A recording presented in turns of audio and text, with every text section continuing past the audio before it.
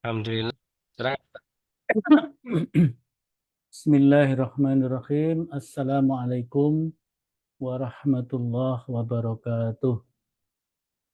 Innal hamdalillah nahmaduhu wa nasta'inuhu wa nastaghfiruh wa na'udzu billahi min syururi anfusina wa sayyiati a'malina may yahdihillahu fala mudhillalah wa may yudlil fala hadiyalah.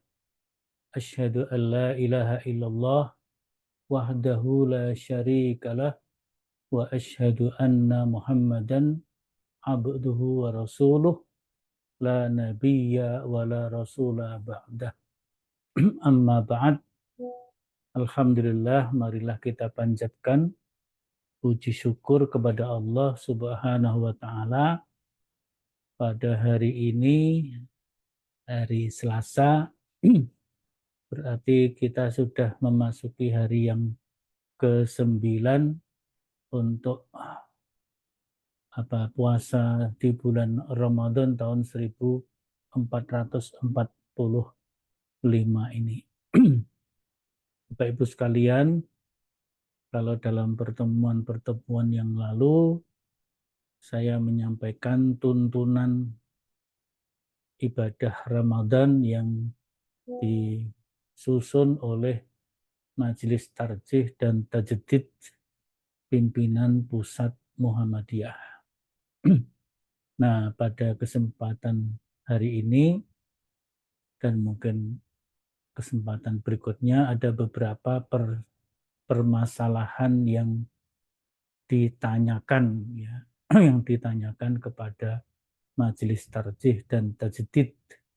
Ya, mungkin itu pertanyaan-pertanyaan yang muncul bukan hal yang baru, tapi selalu muncul pertanyaan semacam itu, ya.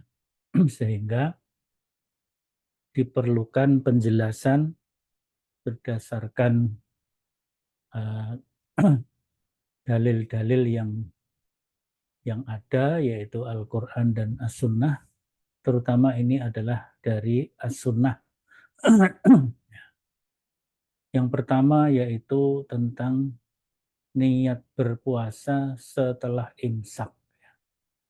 Nah, kalau di dalam hadis Nabi itu kan niat itu dilaksanakan qoblal fajr, ya, qoblal fajr. Niat itu dilaksanakan malam harinya.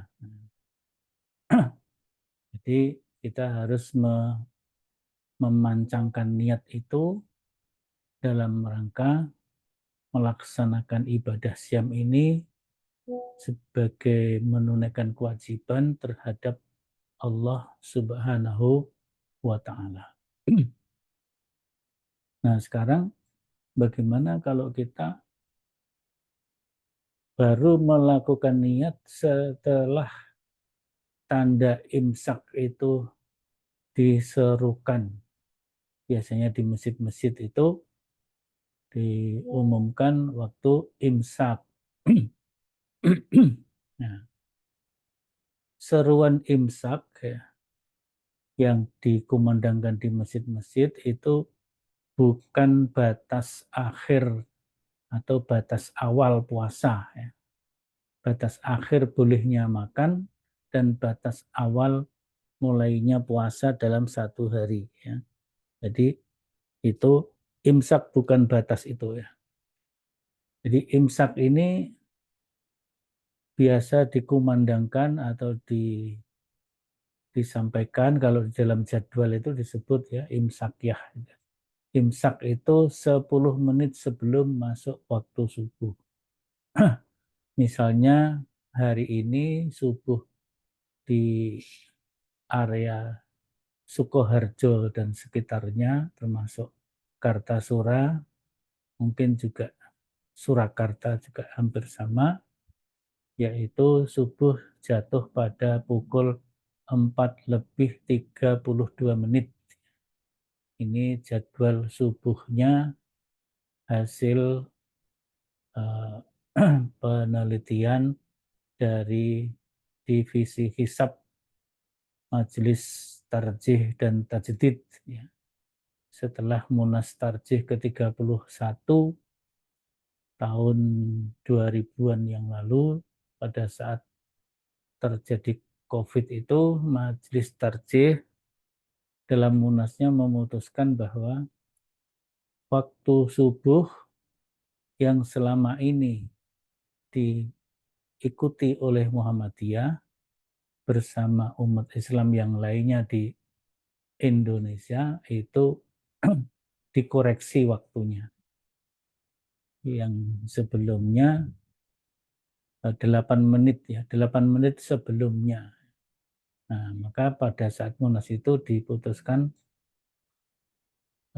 waktu subuh ditambah 8 menit dengan perhitungan bahwa subuh itu masuk di, katakanlah di Solo Raya atau di tempat masing-masing, ya, dimanapun tempatnya, pada saat matahari berada di bawah ufuk 18 derajat. Sementara yang selama ini diamalkan, dilaksanakan oleh Muhammadiyah juga, termasuk Kementerian Agama dan juga umat Islam pada umumnya, menggunakan kriteria waktu subuh itu ketika matahari berada di bawah ufuk 20 derajat. Nah, menurut penelitian ahli hisab di Muhammadiyah, termasuk juga ahli astronomi, melakukan kolaborasi di dalam melakukan risetnya, bahwa 20 derajat di bawah ufuk itu dipandang belum masuk waktu fajar shodiq. Jadi kecepatan lebih cepat 8 menit. Nah, setelah diteliti ulang, dikoreksi, kriterianya adalah pada saat matahari di bawah ufuk 18 derajat. Jadi lebih di atas, ya. Kalau 20 kan lebih ke bawah, ya. Jadi minus 20, ya. Mulai minus 20 dirubah menjadi minus 18. Sehingga posisi matahari lebih tinggi dibanding yang 20 derajat, maka waktu subuhnya juga mundur karena mataharinya lebih tinggi, gitu ya. 1 derajat itu setara dengan 4 menit waktu. Maka kalau 2 derajat menjadi 8 menit. Sehingga kalau Bapak Ibu mendengar ada azan jam, kalau sekarang misalnya jam 04 lebih berapa, ya? Lebih 24, ya. Sudah azan. Nah, itu yang menggunakan kriteria minus 20 derajat. Sedangkan yang kita azannya pada jam 4.32 itu matahari berada di bawah ufuk minus 18 derajat. Nah, maka imsaknya atau waktu pengumandangan imsak itu akan dikumandangkan atau diumumkan 8 menit sebelum jam 4:32, berarti adalah apa namanya, 10 menit, ya, 10 menit, jadi jam 04:22. 04:22 itulah imsak dikumandangkan, dan imsak itu sebagai lampu kuning, ya, belum lampu merah. Jadi kalau kita lewat Bangjo itu, imsak itu sebagai lampu kuningnya saja kita perhatikan. Kalau kita masih sahur, misalnya masih makan, masih minum, itu masih bisa dilakukan. sambil tetap mempersiapkan untuk bisa segera menghentikan makan dan minum untuk sahur sampai tepat jam 4 lebih 32 menit atau sebelum itu lebih bagus ya. Misalnya jam 4 lebih 31 atau jam 4 lebih 30. Nah, oleh karena itu maka berniat puasa setelah imsak asal sebelum melewati waktu subuh itu dibolehkan ya, dibolehkan. Jadi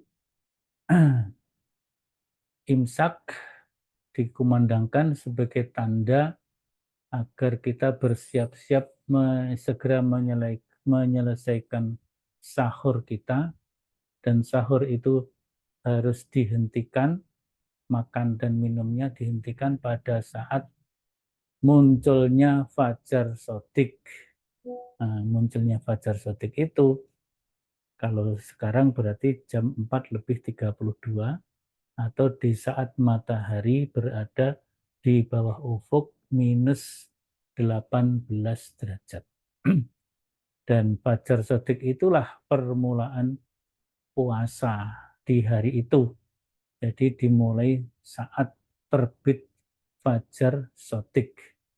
Maka bagi bapak-bapak dan ibu-ibu yang mungkin kecapean atau apa, bangunnya terlambat jam 4.20 menit atau 22 menit baru bangun, ya segera laksanakan makan sahur yang kira-kira bisa diselesaikan ya 8 sampai 9 menit kemudian itu sudah bisa selesai sambil kita mengucapkan niat. Untuk mengucapkan itu maksudnya memancangkan niat di dalam hati, karena niat itu ada di dalam hati. Di dalam kitab Fikih Sunnah karya Sayyid Sabiq disebutkan an-niyatu qasdu syai'in fil qalbi muqtaronan bi fi'lihi.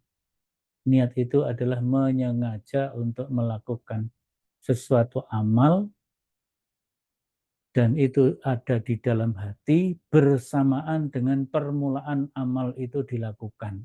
Jadi kalau kita niat puasa bisa dilaksanakan pada saat kita makan sahur itu, kita bismillah makan sahur sekaligus dalam hati meniatkan untuk puasa besok pagi. Jadi niatnya dilaksanakan setelah pengumuman waktu imsak itu tentu masih sangat dibolehkan. Nah, di masa Nabi SAW adzan subuh biasanya dilakukan oleh sahabat Abdullah bin Umi Maktum. Dalam hadis Muslim dari Abdullah disebutkan bahwa Rasulullah bersabda, sesungguhnya Bilal azan di kala malam, artinya azan malam, azan awal, ya, sebelum fajar shodiq. Ya kira-kira biasanya kalau sekarang di Masjid Nabawi dan Masjid Al-Haram, Masjidil Haram Mekah itu sekitar 1 jam sebelum masuk waktu subuh itulah azan malam. Nah, maka pada saat azan malam itu Nabi mengatakan, makan dan minumlah. Ya.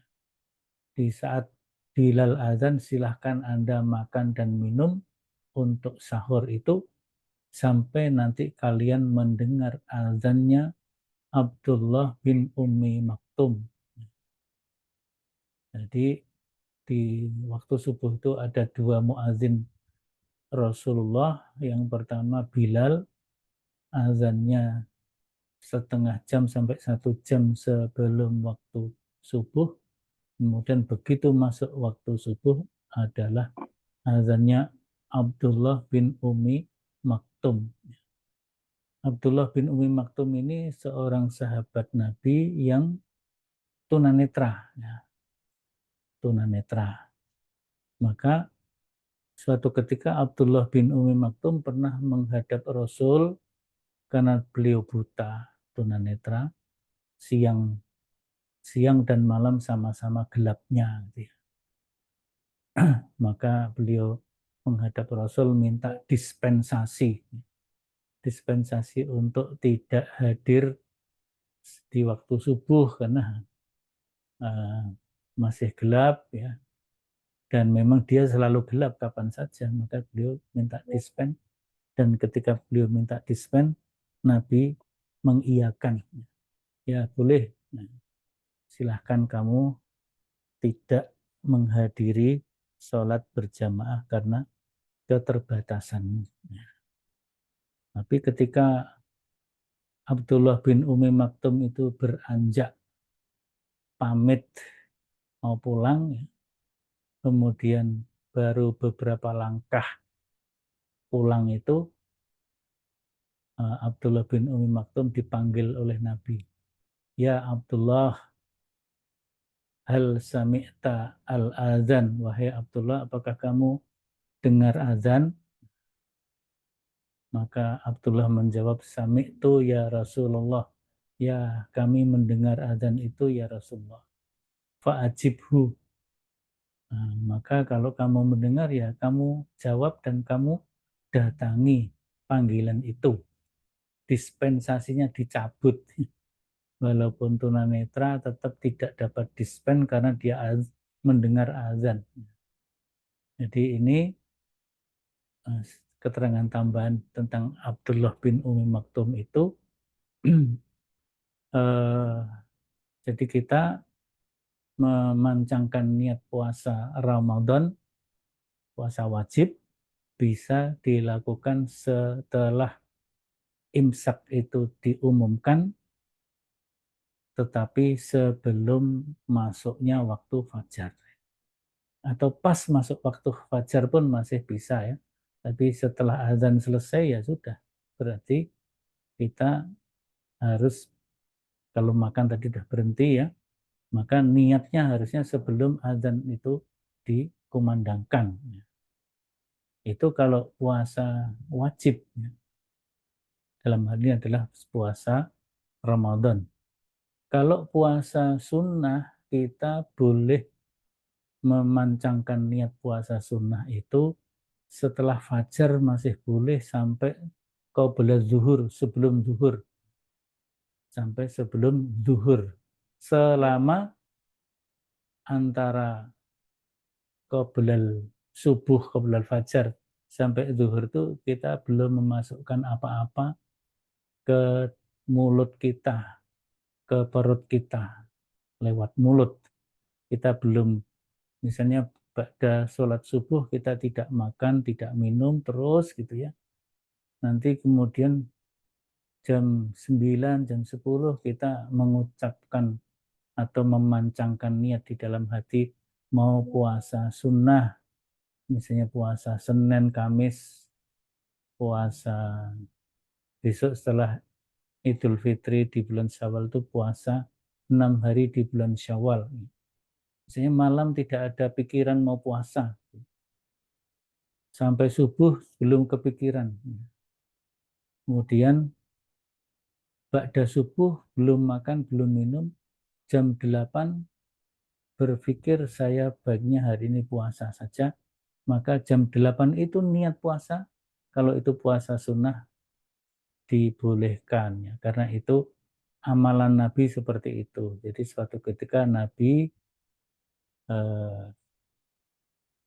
pulang ke rumah, ya ini rumahnya Aisyah radhiyallahu anha, ya mungkin sekitar waktu duha atau sesudah duha. Kemudian bertanyalah Nabi kepada Aisyah, apakah ada makanan di dapur, apakah tersedia makanan? Aisyah mengatakan, hari ini tidak ada persediaan makanan ya Rasulullah. Maka kemudian Nabi mengatakan, kalau begitu hari ini aku puasa. Kalau begitu hari ini aku puasa. Di kesempatan yang lain, Nabi sudah punya niatan puasa malam itu untuk besok hari. Kemudian datang ke rumah Aisyah, tanya apakah hari ini ada persediaan makanan. Aisyah menjawab, ya ada ya Rasulullah. Maka kemudian Nabi mengambil makanan itu, kemudian beliau makan, dan beliau mengatakan sebenarnya dari pagi atau dari malam saya sudah merencanakan mau puasa. Tapi karena ada makanan, kemudian beliau membatalkan puasanya. Itu kalau puasa sunnah seperti itu ya.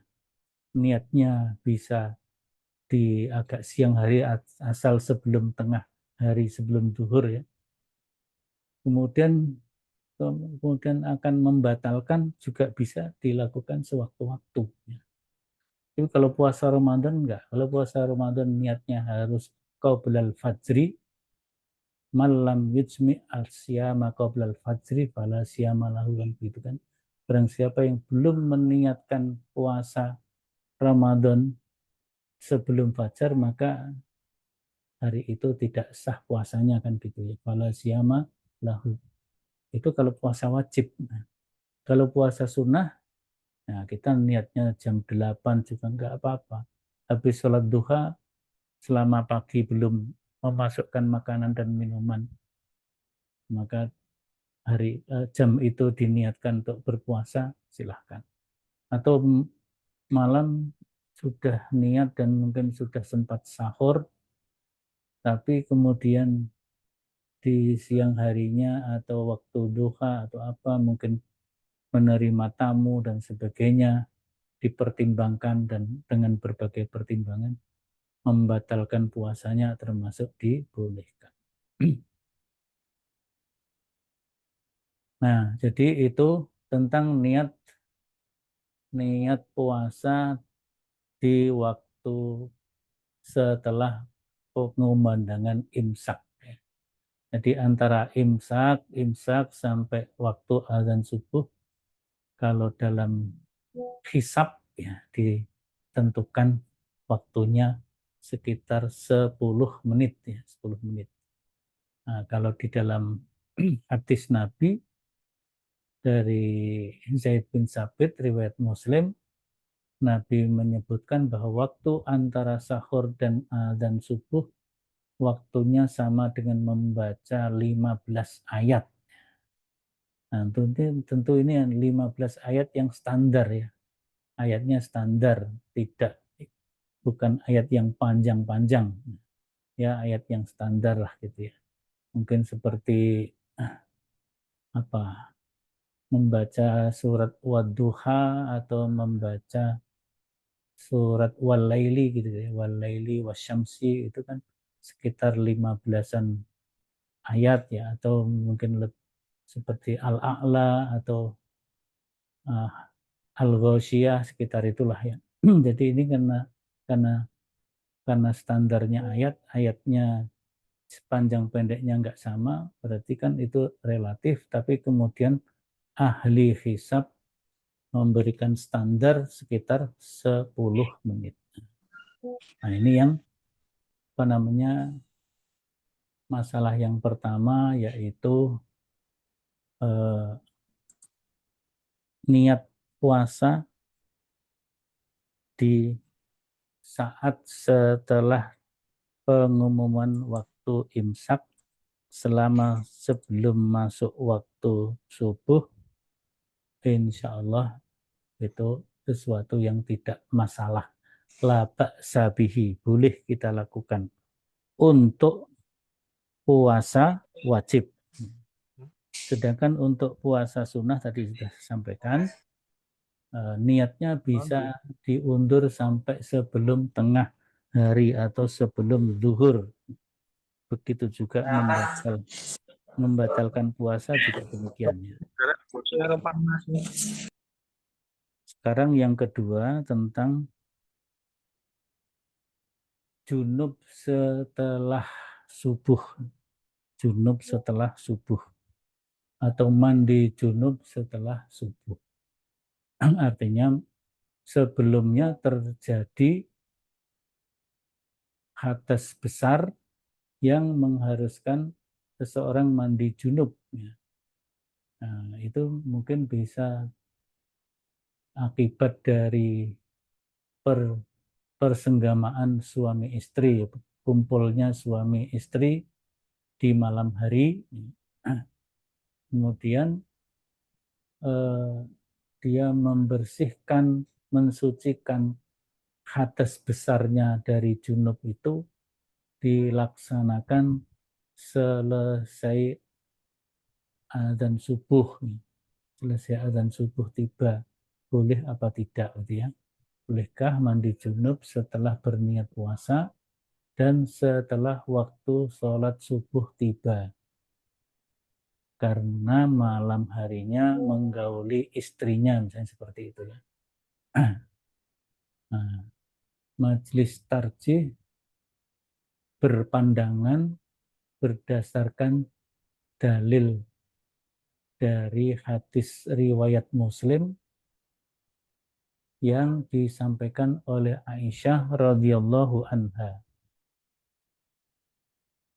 Dalam hadis Muslim riwayat Aisyah itu Aisyah menjelaskan bahwa Rasulullah Shallallahu Alaihi Wasallam pernah memasuki waktu fajar di bulan Ramadan. Beliau sedang dalam keadaan junub. Nah, keadaan junub ini maksudnya dalam keadaan hadas besar. Dan hadas besarnya menurut Aisyah bukan karena mimpi, tapi karena menggauli istrinya atau berkumpul dengan istrinya. Maka kemudian beliau mandi, dan setelah itu beliau terus berpuasa di hari itu. Artinya mandi junub, mandi toharoh, mandi tuhur untuk menghilangkan hadas besar karena persetubuhan atau persenggemaan antara suami istri, mandinya boleh ya, dilakukan setelah masuk waktu subuh. Jadi meskipun sudah masuk waktu subuh tidak membatalkan hadas besarnya, tidak membatalkan puasanya.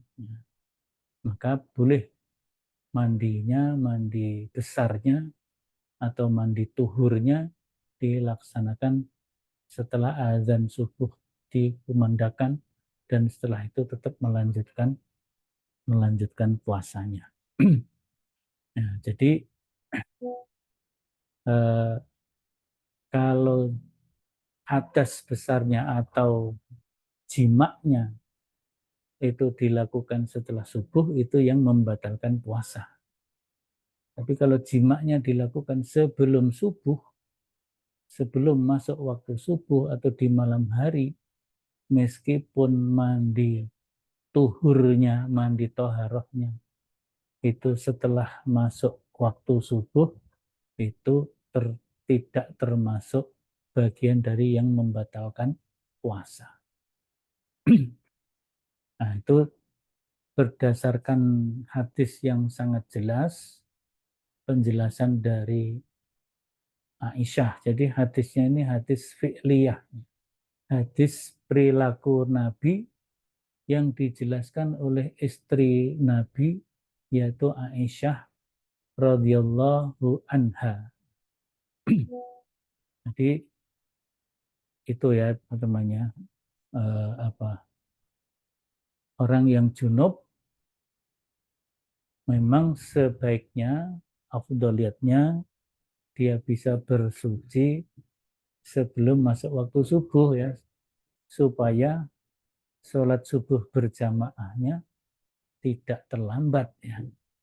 Karena sholat subuh berjamaah memiliki nilai yang sangat tinggi, apalagi kalau sebelum sholat subuh berjamaah seseorang dapat melaksanakan sholat sunat fajar atau sholat 2 rakaat qabla subuh. Nabi mengatakan di dalam hadis, rakaatal fajri, 2 rakaat di waktu fajar. Yang dimaksud di sini adalah 2 rakaat sholat sunnah sebelum masuk waktu subuh ya. Sebelum sholat subuh maksudnya. Rakaatal fajri khairun minat dunya wa ma fiha. 2 rakaat sebelum sholat subuh itu artinya sholat sunnahnya, sunat fajarnya, khairun minat dunya, lebih baik daripada dunia, wa ma fiha, dan segala isinya. Lebih baik daripada dunia dan segala isinya. Jadi meskipun mandi junub itu boleh dilakukan ba'da azan subuh atau setelah masuk waktu subuh, tetapi bagaimanapun tetap diutamakan sebelum subuh, mungkin masih waktu imsak atau apa, itu sudah bersih-bersih dulu, sudah mandi, dan mandinya mandi besar sesuai dengan tata cara mandi bersuci, maka itu sah ya, boleh, dan puasanya tetap sah. Tetapi yang afdal adalah jauh sebelum subuh, katakanlah sebelum imsak atau pas imsak, sehingga kita tidak terlambat mengikuti sholat subuh berjamaah dan kita sempat menunaikan amalan yang sangat utama, yaitu khairun minat dunya wa ma fiha. Sholat sunat fajar nilainya lebih besar, lebih baik daripada dunia dan seisinya. Dunia dan seisinya. Khairun minat dunya wa ma fiha. Nah, itu yang kedua tentang mandi junub pada subuh atau pada saat setelah masuk waktu subuh. Yang berikutnya bermimpi pada saat puasa. Ini pertanyaan biasanya dilakukan oleh anak-anak remaja, pemuda, atau mungkin yang sudah dewasa, laki-laki. Apabila seorang berpuasa, sedang berpuasa, kemudian dia bermimpi dan mengeluarkan mani atau sperma, apakah puasanya batal? Majelis Tarjih berpendapat dan memberikan fatwa bahwa puasanya tidak batal. Meskipun karena mimpinya mengeluarkan mani atau mengeluarkan sperma, puasanya tidak batal.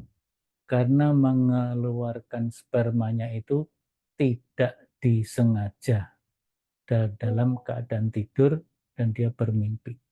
Orang yang dalam keadaan tidur dibebaskan dari ketentuan hukum. Nah, ini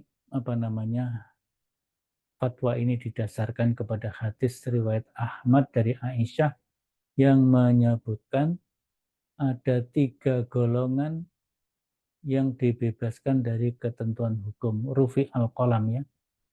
Nah, 3 golongan yang diangkat penanya, artinya dibebaskan dari catatan ketentuan hukum, yaitu orang yang tidur sehingga dia bangun dari tidurnya, anak-anak sampai dia balik yang ditandai dengan bermimpi sebagai tanda dewasa, jadi bermimpi bersenggama yang kemudian sampai mengeluarkan mani, dan orang gila sampai dia sembuh dari kegilaannya, nah, sampai gilanya gitu ya. Jadi di sini jadi kalau mimpi bersetubuh kemudian mengeluarkan sperma, itu tidak membatalkan puasa. Sebaliknya, orang yang bersetubuh beneran, tidak mimpi, orang yang bersetubuh suami istri di malam hari, tertentunya di sini, meskipun tidak mengeluarkan sperma, tapi sudah terjadi persetubuhan itu, maka dia terjadi junub, ya, terjadi junub. Terjadi junub yang apabila itu dilakukan di siang hari, maka itu membatalkan puasanya, bahkan harus membayar kafaratnya.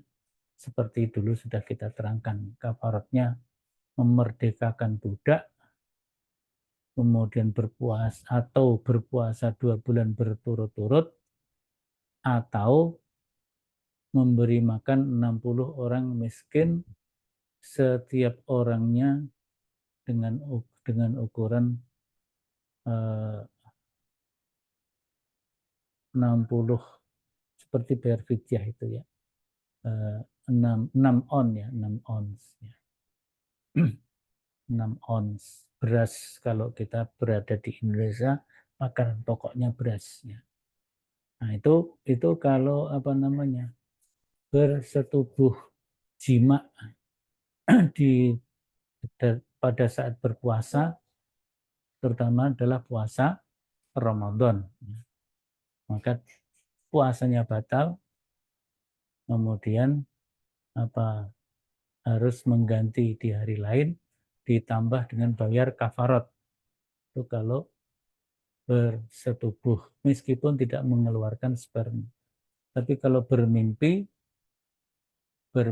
mengeluarkan sperma, maka mimpinya itu tidak menjadikannya membatalkan puasa, meskipun mimpinya di siang hari. Mimpinya di siang hari dalam keadaan puasa, maka itu tidak membatalkan puasa. Tapi proses keluarnya sperma tetap menjadi sebuah hadas, maka dia juga harus bersuci dengan mandi.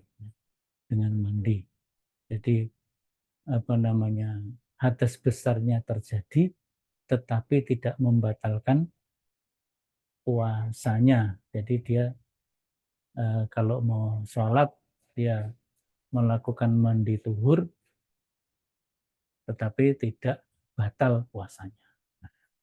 Itu tentang orang yang berpuasa di saat, orang yang bermimpi di saat puasa wajib Ramadan. Ya. Kalau puasa sunnah bagaimana? Puasa sunnah di siang hari dia bermimpi, keluarkan sperma, juga tidak membatalkan puasanya. Tidak membatalkan puasanya. Kemudian juga tetap dia harus bersuci, mandi besar sebelum dia melaksanakan sholat setelah bangun dari tidur itu. Puasanya tetap sah, puasa sunnahnya. Sekarang kalau bersenggama jima, betul-betul melakukan jima meskipun tidak keluar sperma, di saat puasa sunnah bagaimana? Puasanya batal. Puasa sunnahnya menjadi batal. Tetapi tidak ada keharusan mengganti di hari lain. Nah, itu puasa sunnah. Tidak ada keharusan mengganti di hari lain. Dan tidak ada bayar kafarat. Karena itu puasanya puasa sunnah. Jadi kalau puasa sunnah, melakukan jima di siang hari, puasanya batal jelas. Kemudian tidak ada kewajiban mengganti di hari lain, dan tidak ada keharusan membayar kafarat. Itu kalau puasa sunnah ya. Jangan disamakan antara puasa sunnah dengan puasa wajib.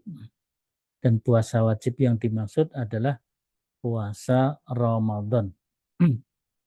Yang terakhir tentang mengkodok puasa sampai di tahun berikutnya, gitu ya.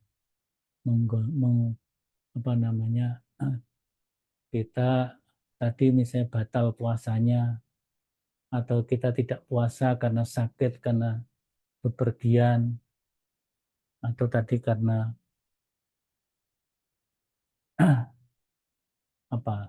Karena bersenggama tadi ya, batal puasa wajib mengganti kan meskipun ditambah kafarat gitu, yang itu ya. Nah, khusus untuk mengkodok puasa, mengganti puasa, bolehkah kita menyaur utang puasa atau mengganti puasa itu sampai di tahun berikutnya? Misalnya 2 tahun, tahun ini setelah Syawal itu kan harusnya dibayar ya, dibayar sampai sebelum Ramadan berikutnya. Nah, tapi ini belum sempat bayar, kemudian baru bisa membayar utang puasanya setelah Ramadan tahun berikutnya atau setelah Ramadan tahun berikutnya lagi. Kira-kira bagaimana gitu ya. Nah, kalau menurut surat Al-Baqarah 184, jadi Majelis Tarjih merujuk ke situ juga. Orang yang berhalangan berpuasa wajib mengganti puasanya di hari-hari yang lain. Pamangkana minkum maridon au ala safarin fa'iddatum min ayyamin ukhar. Apa kira-kira yang tersirat di dalam ayat tersebut mengganti atau nyaur utang pada hari-hari yang lain mestinya difahami sebagaimana juga para mufasir menjelaskan, yaitu mengganti di hari lain di tahun itu juga. Maksudnya di tahun itu adalah setelah Ramadan, berarti Syawal, Dzulqa'dah, Dzulhijjah, sampai Muharram, terus sampai Qoblal Ramadan, sampai Sya'ban. Itulah yang dimaksud di tahun itu. Kalau jadi bukan di tahun 1445. Kalau di tahun 1445 itu hanya berakhir di bulan Zulhijjah. Belum tentu seseorang sempat membayar utangnya, apalagi kalau yang ditinggalkan banyak hari. Maka yang dimaksud tahun itu ya tahun 1445 Syawal sampai Zulhijjah ditambah 1446 Muharram sampai Syakban. Muharram sampai Syakban. Nah, jadi eh, kalau dia punya utang memang seyogyanya ya membayar hutangnya adalah di tahun itu juga, artinya sebelum bulan Ramadan berikutnya. Jadi sebelum Ramadan 1446 kalau sekarang ini kira-kira gitu. Tapi kalau seseorang tidak mampu, bisa jadi mungkin karena hutang puasanya banyak, dia kalau membayar cicilan-cicilan sudah belum sampai selesai, kemudian melonjak ke tahun berikutnya, nah, maka di sini disebutkan, jadi kalau tidak mampu, ayat di atas memberi jalan keluar. Jalan keluar yang pertama menurut Majelis Tarjih ya seperti wa 'alal ladzina yutiqunahu fidyatun ta'amu miskin. Jadi kalau di tahun itu nggak memiliki kemampuan membayar utang puasanya, mungkin karena sakit dan sebagainya, tubuhnya nggak kuat, maka alternatifnya adalah fidyatun ta'amu miskin, membayar fidyah. Nah, dengan demikian pada Ramadan berikutnya sudah terpenuhi kewajibannya, yaitu menyaur puasa yang ditinggalkan dengan berpuasa atau membayar fidyah. Jadi kalau nggak mampunya karena kesempatan, mungkin utangnya banyak, sehingga tahun 1445 sampai Sa'ban 1446 itu dirasa belum mencukupi utangnya, dia bayar setelah Ramadan berikutnya, itu dibolehkan, tapi itu tentu sesuatu yang kurang baik ya. Jadi bayar hutang secepatnya. Kalau memang tidak mampu, membayar hutang puasa dengan berpuasa, maka bisa diganti dengan fidyah. Nah, itu saya kira untuk tentang mengkodok puasa sampai pada tahun berikutnya pada dasarnya dibolehkan karena faidatun min ayan min ukhar sifatnya umum, tetapi pemahaman umumnya sebenarnya adalah di tahun yang sama. Kalau tidak mampu karena kesehatan, karena kekuatan tubuhnya, termasuk wa alal ladzina yutikun, berarti dia boleh membayarnya dengan membayar fidyah. Nah, sekira demikian wallahu alam apa yang menjadi fatwa majelis tarjih. Monggo, saya kira itu yang dapat saya sampaikan. Mungkin ada pertanyaan. Ustaz. Ini dari Pak Rozikun. Ada, mohon tanya Ustadz, yang dimaksud 2 rakaat subuh lebih baik daripada dunia dan seisinya. Tadi mungkin yang dimaksud surat Fajar nih. Mungkin diberi penjelasan lebih Ustadz. Ya, jadi rakaatal fajri khairun minad dunya wa ma fiha, maksudnya adalah 2 rakaat sholat sunat fajar. 2 rakaat sholat sunat fajar itu berarti 2 rakaat sholat sunat qobliyah subuh. Sebelum kita melaksanakan sholat subuh, kita menunaikan sholat sunnah 2 rakaat.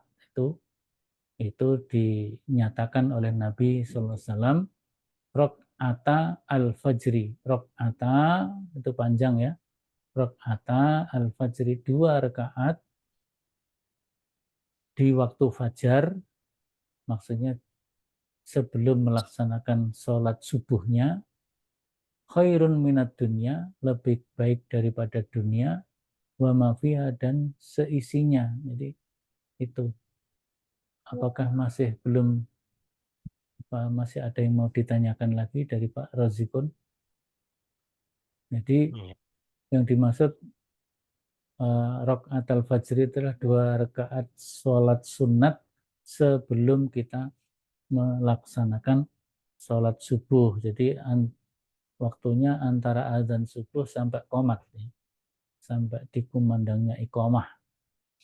Nah, kalau kita datang ke masjid sudah iqomah, ya sudah, kita tidak berkesempatan menunaikan sholat sunat 2 rakaat fajar itu. Kita langsung sholat subuh. Itulah maka tadi terkait dengan pertanyaan yang sebelumnya, yaitu misalnya niat niat puasa sebelum subuh, oke. Tapi kalau setelah subuh nggak bisa. Atau juga tadi mandi junub setelah sholat subuh. Nah, memang boleh ya, boleh mandi junubnya setelah subuh boleh. Tapi kalau kita laksanakan itu kan ada kemungkinan kita terlambat untuk menunaikan sholat subuh berjamaah. Ya. Abdulnya ya disegerakan sehingga kita bisa menunaikan sholat subuh berjamaah ditambah rakaat al-fajri khairun minad dunya wa ma fiha. Ada yang raise hand kayaknya. Mas Fahid, silakan bertanya. Langsung. Bismillahirrahmanirrahim. Assalamualaikum warahmatullahi wabarakatuh. Izin bertanya Ustadz, tapi agak menyeleweng dari tema pokok bahasan. Kemarin saya mendengar kajian kalau terkait dengan apakah puasa ini bisa menjadi wajib atau enggak bagi musafir begitu, Ustadz. Nah, kemarin ada yang kalau menurut pendapatnya Imam Syafi'i bahwa ketika sofar maka ada rukhsah di sana begitu, Tat. Pun sama ketika Imam Hambali berpendapat bahwa ketika perjalanan memang rukhsah akan tetapi perjalanan itu bukan untuk dalam artian kerja, ngoten Tat. Nah, ini saya meminta pendapat Ustadz terkait dengan misalkan profesi-profesi yang memang melakukan perjalanan jauh seperti sopir atau mungkin pilot atau mungkin beberapa profesi yang tentunya secara syariat itu dapat rukhsah, tapi mereka itu profesinya memang itu sehari-hari, ngoten Tat. Nah, berikut juga dengan penanganannya, apakah mereka harus membayar fidyah atau tetap mengkodok puasanya, ngoten Tat. Ya, terima kasih. Jadi kalau di dalam 184 Al-Baqarah, wa man kana minkum maridun aw ala safarin fa'iddatun min ayyamin ukhra. Safar bepergian itu ya sifatnya umum, itu am ya, sifatnya am. Apakah safar dalam arti kita bepergian yang bukan rutinitas karena pekerjaan kita, atau yang rutinitas karena pekerjaan yang itu berjarak jauh, itu kan juga tetap safar. Jadi ketika dia safar melakukan perjalanan seperti tadi seorang supir atau pilot atau yang lainnya, masinis, itu kan mereka tetap ada waktu istirahatnya ya. Jadi biasanya mereka sehari jalan, sehari libur gitu. Ada yang begitu. Maka itu bisa disiasati. Tetapi kalau perjalanannya itu tetap memungkinkan dan dia kuat untuk berpuasa, juga didasarkan kepada ayat 184 itu, wa antasumu khairul lakum in kuntum ta'lamun.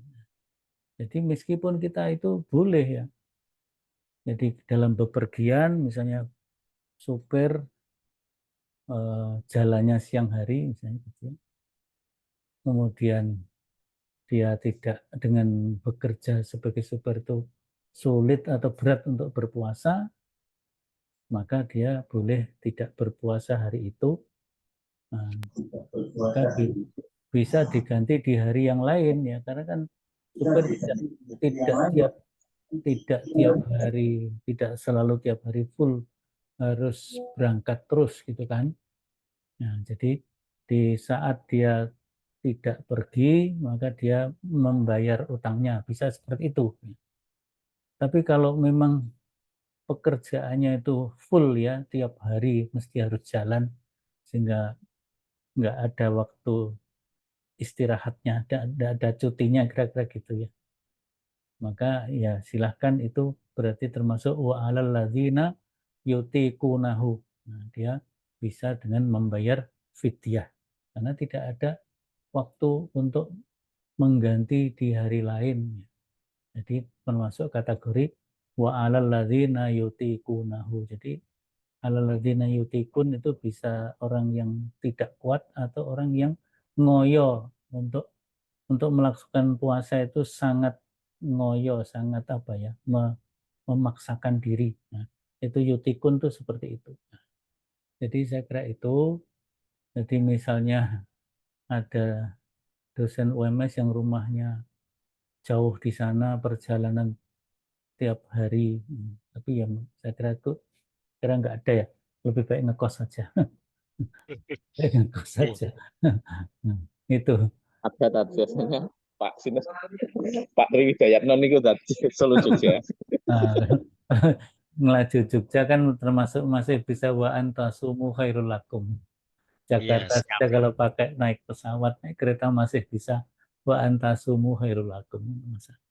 Bahkan ada bonusnya kan, kalau sahurnya di Solo, bukanya di Jakarta memang ada bonus waktu, tambah waktu 15 menit. Tapi kalau sahurnya di Jakarta, bukanya di Solo, ada diskon 15 menit. Pahalanya 10 kali lipat. Baik,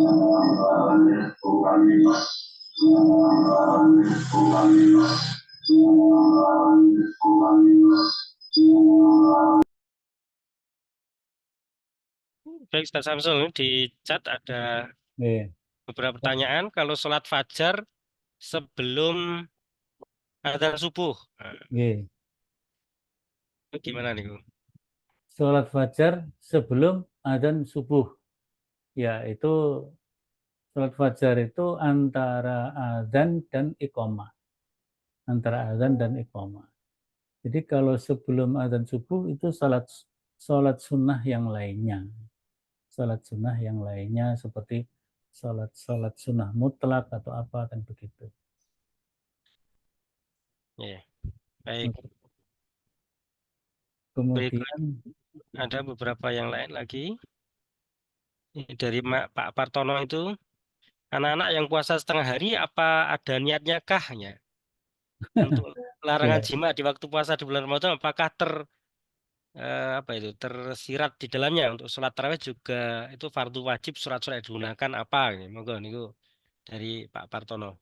oke. Jadi untuk anak-anak yang puasa setengah hari, ya niatnya sama dengan yang lain lah. Itu kan baru latihan puasa ya, latihan puasa. Jadi puasa sampai setengah hari kan pada dasarnya nggak ada. Tapi itu sebagai latihan nggak apa-apa, pendidikan tarbiyah ya, sebagai tarbiyah. Kemudian larangan jima waktu puasa bulan Ramadan, apa yang tersirat di dalamnya. Maksudnya larangannya itu maksudnya apa gitu ya, makositnya apa? Yaitu apa namanya, kalau kita baca nanti di dalam surat Al-Baqarah 18687 ya. 186 187. Ya itu kan memang di situ adalah tentang ajaran ketaatan. Jadi puasa ini memang berlatih untuk betul-betul mentaati Allah dan jujur gitu ya. Mentaati Allah dan Rasulullah. Bahkan Nabi mengatakan kalau kita berpuasa tapi masih tidak bisa menjaga lisan kita, juga tidak bisa menjaga perbuatan kita, Allah nggak butuh rasa laparmu dan rasa dahagamu. Jadi banyak hal yang tersirat di situ, ada kejujuran, ada ketaatan kepada Allah Subhanahu wa taala. Tapi juga ada kemurahan dari Allah. Ada kemurahan dari Allah. Termasuk kemurahan yang diberikan oleh Rasulullah kepada seorang sahabat yang melanggar dengan jima di siang hari itu. Harusnya kan memerdekakan budak, nggak bisa. Puasa berturut 2 bulan nggak bisa. Baru berapa hari aja sudah jebol. Gitu. Suruh ngasih makan 60 orang miskin. Nggak ada yang lebih miskin daripada dirinya. Maka kurmanya suruh bawa pulang dimakan di rumahnya. Sehingga hukumannya malah nggak ada, itu malah dapat bonus. Nah, untuk sholat taraweh yang fardu, yang wajib, yang digunakan, maksudnya surat-surat apa ya ketika sholat taraweh ya? Sholat taraweh pada dasarnya surat-surat yang dibaca itu bebas. Bebas. Matayassara minal Quran. Tetapi ada 3 rakaat witir terakhir itu yang dituntunkan oleh Nabi. Rakaat pertama salat witir dengan Sabbihisma rabbikal a'la, rakaat kedua Qul ya ayyuhal kafirun, rakaat ketiga Qul huwallahu ahad. Itu pun bukan ketetapan yang sifatnya harga mati. Misalnya kita rakaat pertama witir baca yang lain juga nggak apa-apa, wadduha itu tetap sah ya. Tetapi kalau ingin ittiba'us sunnah Nabi, ya rakaat pertama kita baca Sabbihis Rabbikal A'la, rakaat kedua Qul ya ayyuhal kafirun, rakaat yang ketiga tadi Qul huwallahu ahad. Apabila sholat terbatas sampai masjid, kita sholat fajar ya kita yang utama ya. Jadi kalau kita datang sudah tidak bisa sholat secara lengkap ya, kita utamakan sholat fajarnya dulu. Sholat fajar. Tahiyatul masjidnya sudah dijamin dalam sholat fajar. Kita datang sudah qomat, sholat tahiyatnya dan fajarnya sudah langsung tertutup oleh sholat subuh kita. Tapi untuk sholat fajar ini, kalau memang tiap hari kita selalu melaksanakan sholat sunat fajar, tapi suatu ketika kita terlambat masuk masjid, sudah qomat, maka selesai sholat subuh kita boleh berdiri untuk sholat pengganti sholat sunat fajar. Saya kira itu untuk waktunya udah habis. Nanti yang lain-lain bisa kita dijawab Nanti bisa. yang akan datang. Ya. Oke. Terima Baik, Ustaz. kasih. Assalamualaikum warahmatullahi wabarakatuh. Waalaikumsalam warahmatullahi wabarakatuh. Ya, demikian kajian bersih kita di pagi hari ini. Semoga Allah memberikan kefahaman dan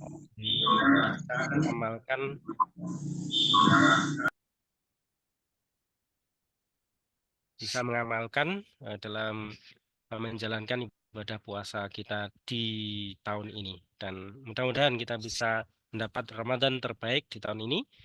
Amin amin ya rabbal alamin. Baik Bapak Ibu, kita akhiri kajian tarjih di pagi hari ini dengan bacaan hamdalah. Alamin. Alhamdulillahirabbil alamin. Terima kasih Pak. Aktivitas kebaikan lainnya. Ya, silakan Bapak Ibu. Iya, atur.